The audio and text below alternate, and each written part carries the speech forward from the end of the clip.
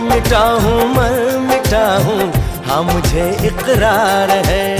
जानती हूँ है शरारत ये जो तेरा प्यार है, क्या करूँ मैं दिल को तो इनकार है। ओ तेरे दिल पे मेरा इख्तियार हो जाए, तेरे दिल पे मेरा इख्तियार हो जाए।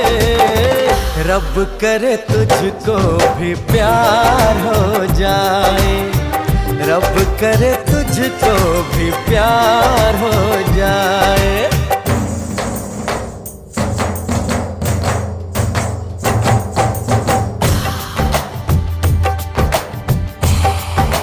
সত্যি না দেখলে বুঝবে না।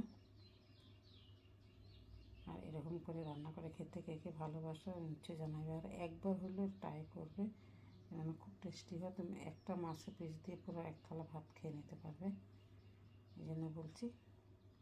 তো সবাইকে বাই বাই। ভিডিওটা পুরো দেখো, কেটে দেখো না।